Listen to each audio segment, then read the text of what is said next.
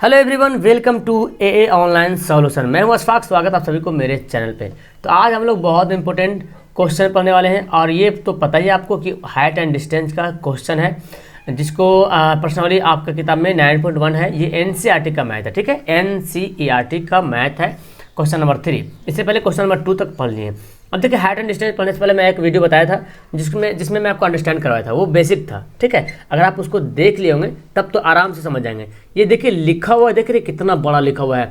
अगर आप इसको कॉपी में लिखो तो मेरे ख्याल से आधा पेज तो भर जाएगा, पक्का आधा पेज भर जाएगा। तो आधा पेज का सिर्फ क्वेश्चन एग्जाम में आ जाएगा, आप देखेंगे तो वहीं पर कन्फ्यूज हो जाएंगे, छोड़ देंगे। चलो यार छोड़ो इसको, 5 नंबर गया।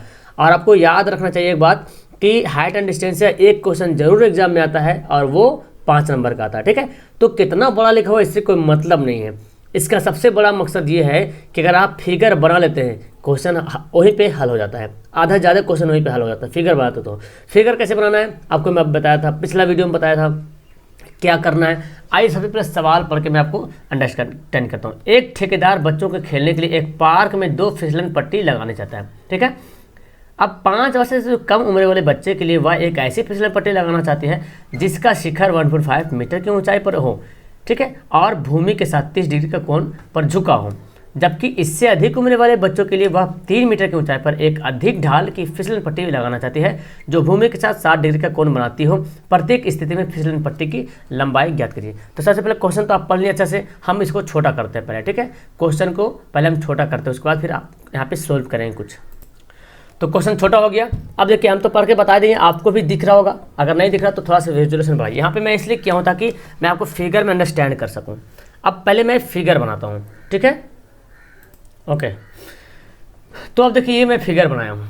अब फिगर में आपको समझना ये है, ये मान लो क्या बोलता है, 2 फिसलन पट्टी तो इसी तरह होता है, स्कूल में देखे होंगे जो फिसलने वाला रहता है, इसी तरह से बना होता है ना, बना होता है कि नहीं होता है। यहाँ पे तो ये क्या नीचे वाला ये ज़मीन वाला भाग है और यहाँ पे ऊंचाई रहेगा और इधर से बच्चे जो है स्कूल में खेलते हैं फिसलने के लिए, इधर तो छोटा बड़ा भी होता है स्कूल में। तो वही बोल रहा, पार्क में जो फिसलन पट्टी है वो 5 वर्ष से जो कम उम्र वाली है, तो जाहिर सी बात छोटा वाला बनेगा, है ना। ऐसी फिसलन पट्टी बनाना चाहते हैं जिसका शिखर की ऊंचाई, यानी कि ये जो शिखर देख रहे हैं ऊंचाई यहाँ पे 1.5 मीटर है, 1.5 मीटर, ठीक है, ऊंचाई है। और भूमि के साथ 30 डिग्री का कोण बनाती है। कौन? ये जमीन के साथ। देखिए जिसके साथ लिखा रहेगा वहाँ पे ध्यान दीजिएगा, किसके साथ लिखा होगा? भूमि के साथ। भूमि के साथ बोल रहा, कोण देखो यहाँ पे भी बन रहा, लेकिन यहाँ बोल रहा भूमि के साथ। ये याद रखना, भूमि के साथ 30 डिग्री कोण बनाता है। तो भूमि हो गया, इसको मान लो ABC मान लो, और इसको मान लो DEF अलग सा है। और बोलता है कि जबकि इससे अधिक उम्र वाला जो बच्चा है, यानी कि जो इससे बड़ा है, 5 साल के अधिक वाला बच्चा है, उसके लिए 3 मीटर की ऊंचाई रखते हैं। तो हम मान लेते हैं यहाँ पे 3, थोड़ा सा ऊंचाई भी दिख रहा है ना, लग नहीं रहा 3, लेकिन ऊंचाई तो दिख रहा, समझ लीजिएगा। एक अधिक ढाल की फिसलन पट्टी पर लगाती है जो भूमि के साथ 60 डिग्री का कोण बनेगा, यानी कि यहाँ पे जो कोण बनेगा कितना बनेगा? 60 डिग्री बनेगा। अब बोला प्रत्येक स्थिति में फिसलन पट्टी की लंबाई निकालना है, यानी कि छोटा बच्चा वाला जो बना है इसका भी निकालना। ये लंबाई फिसलन पट्टी कौन है? यही तो आपका AC क्या है? फिसलन पट्टी है, और यहाँ भी फिसलन पट्टी है, तो इसका भी निकालना है और इसका भी निकालना है। तो देखिए सवाल इतना भारी था, लेकिन हमको नहीं लगता कि कुछ भारी सवाल है। फिगर बन गया, तो फिगर से क्या करना है, देखो ये तो सामने कोण बन रहा, कोण के सामने का भुजा क्या होता है? लंब होता है। लंब दिख भी रहा हमको, इसमें भी कोण के सामने लंब दिख रहा, तो लंब और निकालना क्या हमको है? ये फिसलन पट्टी। फिसलन पट्टी तो निकालना है, लेकिन फिसलन पट्टी रियल हकीकत में क्या है? फिसलन पट्टी हकीकत में ये कर्ण है कि नहीं? फिसलन पट्टी हकीकत में क्या है? कर्ण है। तो हमको लंब और कर्ण से मतलब है, आधार से कोई मतलब नहीं है, ठीक है। सेम कंडीशन यहाँ भी हमको लंब और कर्ण से मतलब, क्योंकि हमको कर्ण निकालना, आधार की कोई बात नहीं बोल रहा कि फिसलन पट्टी जहाँ पे छोर लगा हुआ है वहाँ से, और फिर जो फिसलन पट्टी जो लगे हुई ऊंचाई है जो वहाँ से निकाली दूरी, वो सब नहीं बोल रहा, डायरेक्ट बोल रहा फिसलन पट्टी की। तो फिसलन पट्टी यही तो ढला हुआ है, यहीं पे तो बच्चे ढलेंगे, यहाँ पे नीचे गिरेंगे, है ना। तो इसी के नीचे निकालना है, इसकी लंबाई निकालना है। अब इसको लिखते हैं, कैसे लिखेंगे यहाँ पे देखिए। तो सबसे पहले तो हमको लिखना पड़ेगा कि हाँ लिखते हैं यहाँ पे। चलिए ये तो हल हो गया मेरा, हल में ये हल करेंगे, उसी में ये फिगर बनाएंगे, ठीक है। पहले यहाँ पे लिख देते हैं, माना कि 5 वर्ष से कम आयु वाले के लिए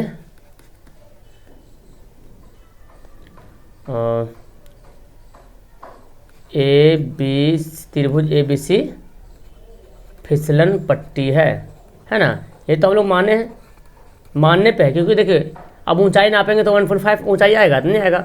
अब ये तो हो गया इसमें देखिए दिखा दिए, और यहाँ पे फिसलन पट्टी तो बोल दिए, और यहाँ पे ऊंचाई ए बी बराबर क्या लिख दें हम, ए बी बराबर यहाँ पे लिख दें 1.5 मीटर, और कोण सी बराबर कितना लिख दें 30 डिग्री। और हमको क्या निकालना है यहाँ पे फिलहाल हमको यहाँ पे निकालना है, नीचे लिख दें क्या निकालना है, ए सी। इसमें से क्या निकालना है, ए सी बराबर वाट, ठीक है। और यहाँ भी निकालते हैं, तथा 5 वर्ष से अधिक आयु वाले के लिए, आप लोग अच्छे से लिखना कॉपी में, त्रिभुज DEF फिसलन पट्टी है, ठीक है। अब यहाँ पे क्या क्या है, देखो DE बराबर 3 मीटर है, तो लिख लेते हैं DE बराबर 3 मीटर, और क्या है, और DF कोण F बराबर 60 डिग्री, कोण F बराबर 60 डिग्री, और DF बराबर वाट। ये तो निकालना हमको है, इतना मान लिए। अब हम इसको आराम से निकालते हैं, तो पहले उसी से निकालो, है ना। पहले त्रिभुज किससे निकालते हैं, पहले ABC से निकालते हैं। हाँ, फिलहाल हमारा यहाँ पे त्रिभुज ही है तो फिसलन पट्टी, लेकिन बन क्या रहा, त्रिभुज बन रहा। अब निकालते इसको, चलो तो यहाँ पे हम कलर भी चेंज कर लेते हैं। अब लिखते हैं, अब त्रिभुज ABC में, अब देखो यहाँ पे फिगर देखो, इस फिगर में क्या हमको निकालना है, लंब दिया हुआ कर्ण निकालना है। अब ये कौन सा फॉर्मूला होता है जिसमें लंब और कर्ण आता है, तो आपको पता है साइन 30 का मान, चूँकि थीटा क्या है 30 डिग्री है, तो साइन में देखना है, साइन में अब कौन सा फॉर्मूला जो लंब और कर्ण होता है, तो साइन में तो होता है, या लंब बटा कर्ण भी होता है, या कर्ण बटा लंब भी होता है, लेकिन हमको लंब कर्ण देख लो, सबसे ईजी है ना। तो साइन 30 में तो आता ही है, 30 का मान आता है ना, साइन का मान आता है लंब बटा कर्ण, तो थीटा यहाँ पे 30 डिग्री है, तो हम लिख सकते हैं साइन 30 डिग्री बराबर AB बटा AC, है ना, AB बटा AC। यहाँ पे लिख लो साइन 30 डिग्री बराबर AB बटा AC, चूँकि AB क्या है, लंब है, और AC क्या है, कर्ण है। अब बताइए साइन 30 का मान कितना होता है, 1/2 होता है। AB का मान कितना दिया, 1.5 दिया हुआ है, और AC के वैल्यू हमको निकालना है। अब देखो AC को 1 से गुना करेंगे तो क्या होगा, AC होगा, और 2 को 1.5 से गुना करेंगे, 1.5 को 2 से गुना करेंगे कितना आएगा, तो 1.5 गुना 1.5 करेंगे तो कितना होगा, 3 मीटर आ गया। तो AC देखो कितना ईजी से मेरा सवाल बन गया। अब क्या AC निकल गया, एक फिसलन पट्टी की जो लंबाई है वो निकल गया, एक आंसर हमारा आ गया। यहाँ पे लिखे AC, एक आंसर तो ये हो गया। अब हम किसको निकालना है, त्रिभुज DEF में निकालना है ना, तो यहाँ पे लिखना पड़ेगा। इसका भी मैं कलर चेंज करके बताता हूँ, आपको समझ आएगा। त्रिभुज DEF में, त्रिभुज DEF में क्या निकालना है हमको, देखो इसमें भी वही है, इसमें वही है, लंब और कर्ण है, तो साइन वाला लेते हैं फॉर्मूला, साइन बराबर, चलो तो यहाँ पे लिख लेते हैं साइन थीटा, यहाँ पे कितना डिग्री, 60 डिग्री। क्या होता है, लंब बटा कर्ण, लंब कितना है इसमें देखो, तो लंब है हमारा DE और कर्ण है DF, DE बटा DF, है ना, DE बटा DF हो गया। अब देखो साइन 60 का मान कितना होता है, √3/2, ये वैल्यू तो आपको हमेशा सताएगा, इसलिए याद कर लेना, साइन 60 का मान √3/2, और DE का मान दिया हुआ कितना, 3 दिया हुआ है, और DF का मान तो हमको निकालना ही है। DF का वैल्यू क्या निकालना है हमको, तो DF का वैल्यू निकालना है। अब क्या करेंगे, अब तो इजी से बन गया है ना, अब तो इजी आ गया, अब तो DF आराम से निकाल सकते हैं। कैसे निकालेंगे भाई, तो DF को √3 से गुना करेंगे, ये तो फंडा जानते हैं शुरू से, DF को √3 से गुना करेंगे, और 3 दूना 6 हो जाएगा। अब देखो क्या करेंगे, DF बराबर 6 और √3 नीचे आ जाएगा बटा में, तो क्या ये आंसर बनता है, नहीं, ये आंसर कभी नहीं होगा, किताब में आपको आंसर नहीं देगा। मैं बताया था जब भी नीचे ओवर रूट में आ जाए, जब भी नीचे ओवर रूट में आ जाए तो उसको क्या करना है, करनी करना है, क्या करना है, करनी करनी बोले तो ऊपर भी √3 गुना, नीचे भी √3, जो नीचे जितना भी नीचे रहेगा उसी से ऊपर भी नीचे दोनों गुना करेंगे, ठीक है। अब देखो आप ही बताओ, √6 को √3 गुना करेंगे तो ये तो 6√3 हो ही जाएगा। और यहाँ क्या जानते हैं आप, यहाँ क्या जानते हैं कि 3 को 3 से गुना √3 को √3 गुना करें कितना होगा, 3 होगा। ये शुरू से पढ़ता रहे, रूट वाला देखो √5 गुना √5 क्या होगा, 5 होगा, क्योंकि √5 गुना √5 को हम लिख सकते हैं √5 का स्क्वायर, स्क्वायर से ओवर रूट क्या होता है, कट जाता है, तो 5 आया कि नहीं। सेम कंडीशन यहाँ भी है, तो देखो 3 दूना 6 हो गया, क्या बचा 2√3 मीटर। एक आंसर आपका ये हो गया। तो बस इतना करेंगे, आपका जो 5 नंबर का जो सवाल है कितना ईजी से सोल्व हो जाएगा। मैं तो जहाँ तक समझता हूँ कि ये बहुत आसान से ये चैप्टर है, बहुत आसान। बस आपको ये समझने भर देरी है। ये जो इतना सारा लिख के दे रहा है, लगता है कि संविधान का कुछ आर्टिकल लिखा हुआ है इतना बड़ा, जो पढ़िएगा तो दिमाग घूम जाएगा। मतलब देखने के साथ ही लगेगा ओ माय गॉड ये कैसा सवाल आ गया, ये नहीं बन पाएगा। मतलब तो घबराने की बात नहीं है। हाइट एंड डिस्टेंस बहुत ईजी सवाल है, इजी क्वेश्चन है, 5 नंबर का सवाल आता है। आप अगर इसको अच्छे से पढ़ेंगे, अच्छे से समझे, इस समय कुछ जान ही नहीं है ना, इसमें कुछ भी जान नहीं है। अब देखिए कितना ईजी से आंसर निकल गया। बस आपको क्या करना है, फिगर बनाना है। जब फिगर बनाने के लिए सीख जाओगे, अब कितना ईजी फिगर, जब भी फिगर बनेगा याद रखिएगा, जब भी फिगर बनेगा ये समकोण वाला ही फिगर बनेगा, ठीक है। जब भी फिगर बनेगा, या तो फिगर कभी कभी ऐसा भी बन सकता है, कभी कभी फिगर ऐसे ही बन सकता है, ऐसे, लेकिन ये ऐसे जरूर रहेगा। यहाँ पे जो है ना 90 डिग्री जरूर रहेगा ये वाला ऐसे। तो जब ये जब है ही है तो हो तो गया, एक समकोण इधर हो गया, एक समकोण इधर हो गया, तो आराम से निकाल सकते हैं दोनों को, है ना। चलो तो ये हमारा कितना, सवाल नंबर 3 क्लियर हो गया। अब हम लोग पढ़ेंगे सवाल नंबर 4। ओके, तो देखिए सवाल नंबर 4 है, बहुत अच्छा वाला सवाल है, इसको हल करेंगे। तो यहाँ पे फिगर मैं पहले से ला के रख रहा हूँ, तो चूँकि फिगर इसी तरह बनने वाला है। बोल रहा है भूमि के एक बिंदु से जो मीनार के पाद बिंदु से, मीनार के पाद बिंदु कौन है, जो नीचे वाला है वो मीनार के पाद बिंदु है, 30 मीटर की दूरी पर है। कहाँ से, भूमि के एक बिंदु से, तो भूमि के एक बिंदु यहाँ हो गया, भूमि के एक बिंदु से जो मीनार के पाद बिंदु से, ये मीनार के पाद बिंदु यहाँ पे है, भूमि के एक बिंदु यहाँ पे, जो मीनार से 30 मीटर की दूरी पर है। मीनार के शिखर का उन्नयन कोण, ये जो शिखर है ना, इसका उन्नयन कोण कहाँ बनेगा। मैं बताया था उन्नयन कोण हमेशा कहाँ बनता है, नीचे बनता है। कहाँ बनता है, नीचे बनता है। और अवनमन कोण बोलेगा तो इधर बनेगा, ऊपर में, ठीक है। उन्नयन कोण कितना है, 30 डिग्री है। मीनार का उन्नयन कोण 30 डिग्री है। तो बोलता है मीनार की ऊंचाई निकालना है, ABC, ये ऊंचाई मान लो, इसको H मान लो, ठीक है। अब हमको जो क्या निकालना है, मीनार की ऊंचाई निकालना है। ये लंबा का मतलब ये हो गया कि यहाँ पे ये मीनार खड़ा है, मीनार तो खड़ा रहेगा ही रहेगा, लंबा में खड़ा तो रहेगा ही रहेगा। तो हमको यहाँ से जब मीनार है तो ये बोल रहा ज़मीन से, बोल रहा ज़मीन की जो किसी एक बिंदु दूरी से मीनार के जो पैर है, जहाँ पे मीनार खड़ी है, जहाँ पे उसका बुनियाद है, वहाँ से लेकर यहाँ तक दूरी 30 मीटर है, ठीक है। और मीनार का जो उन्नयन कोण, और उन्नयन कोण याद रखना, उन्नयन कोण नीचे बनता है, क्योंकि नीचे से ऊपर देखते हैं, और अवनमन कोण ऊपर बनेगा। तो मीनार का उन्नयन कोण नीचे बनेगा, लिख रहा मीनार का उन्नयन कोण, मीनार का शिखर का, यहाँ पे बहुत लोग कंफ्यूज करेंगे, शिखर है सर तो शिखर तो ऊपर बनेगा, लेकिन नहीं, उन्नयन उसी का उन्नयन कोण, ये जो बना 30 डिग्री किसका बना, मीनार का बना, ठीक है। ये जो 30 डिग्री बना किसका बना, मीनार का बना। तो जैसे ही उन्नयन कोण आ जाए तो आपको नीचे बनाना पड़ेगा। अब यहाँ पर आपको क्या करना पड़ेगा, पहले मान लेते हैं, माना कि AB बराबर H मीनार की ऊंचाई है। आपको जरूर नहीं कि ऐसे लिख, आप चाहो तो ऐसे भी लिख सकते हो, माना कि मीनार की ऊंचाई बराबर AB बराबर H, ऐसे भी लिखोगे आपका आंसर आएगा और आपको नंबर मिलेगा, कोई दिक्कत नहीं है। लेकिन हाँ, अपना लैंग्वेज लिखने से क्या होता है, थोड़ा सा अच्छा लगता है। आप चाहो तो ऐसे भी लिख सकते हो, कोई दिक्कत नहीं। और क्या लिखते हैं, भूमि, ये बोला ना, भूमि के एक बिंदु से मीनार के पाद बिंदु से दूरी बराबर क्या है, BC या CB बराबर है ना, BC CB जो भी लिखो 30 मीटर।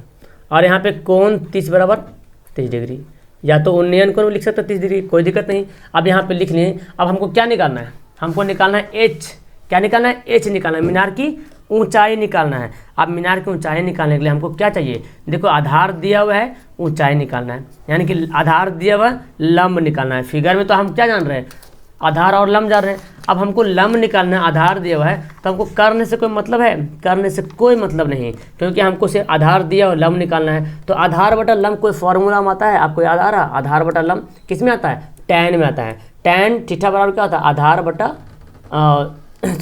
लंब बटा आधार। टैन थीटा बराबर क्या होता है, लंब बटा आधार होता है, ठीक है। तो देखो आधार बटा लंब का ही फॉर्मूला बैठा सकते हैं, कोई दिक्कत नहीं। आधार कॉट बराबर होता है आधार बटा लंब, और टैन बराबर लंब बटा आधार, तो दोनों में से किसी को बैठाएंगे तो आंसर उतना ही आने, क्योंकि आप जानते हैं कॉट का जो वैल्यू होता है, कॉट 30 हो गया या कॉट 60 हो गया, वो टैन का जस्ट उल्टा होता है।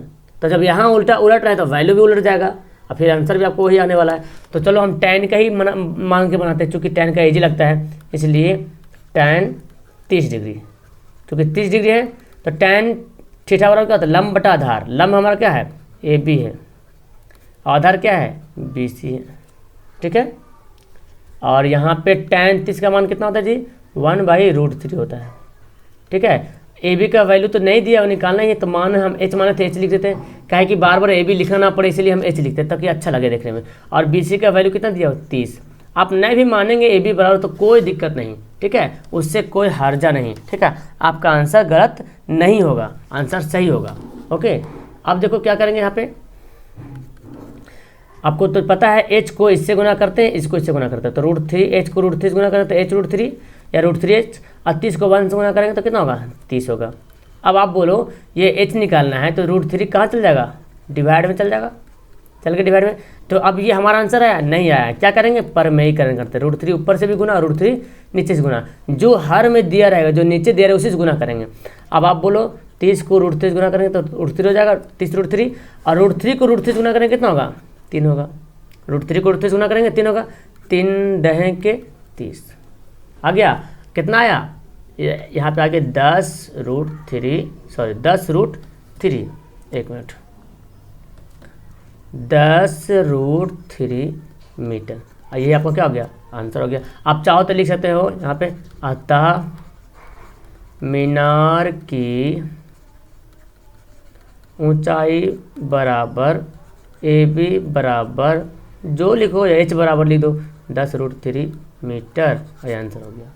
आया समझ में, कितना ईजी से सवाल है, हमको तो बहुत इजी लग रहा है आप लोग को बताने में ये, और मैं भी जहाँ तक समझ रहा हूँ कि आपको भी बहुत इजी लग रहा होगा ये सवाल बनाने में, क्योंकि जब आप लंब और कर्ण आधार से अगर परिचित हैं तो आराम से ये बना सकते हैं, पाइथागोरस नियम जानते हैं तो आराम से ये सवाल बना सकते हैं। और अगर त्रिकोणमिति अगर पढ़ लिए हैं, साइन थीटा बराबर लंब बटा कर्ण, कॉस थीटा बराबर आधार बटा कर्ण, और जो वैल्यू है, जो मान होता है निकालने को होता है वो, यानी कि टेबल वाला जो मान होता है वो निकालने के लिए जानते हैं तो ठीक है, और नहीं जानते तो पता है क्या होगा, सब गड़बड़ हो जाएगा एग्जाम में। आपको पता है tan 30 का मान और tan 60 में बहुत लोग कंफ्यूज करते हैं, tan 30 का मान tan 60 में कंफ्यूज करते हैं कि tan 30 का मान 1/√3 होता है या tan 60 का मान 1/√3 होता है, ये कन्फ्यूजन होता है। तो ये कन्फ्यूजन मत रखिए, याद कर लीजिए अच्छे से ताकि दोबारा भूले नहीं। ऐसा सवाल एग्जाम में आएगा ही आएगा, चूँकि आपका NCERT का सवाल मैं पढ़ा रहा हूँ तो जाहिर सी बात है कि NCERT का ही सवाल आएगा, ठीक है। और इसमें इस लेसन में 16 सवाल है,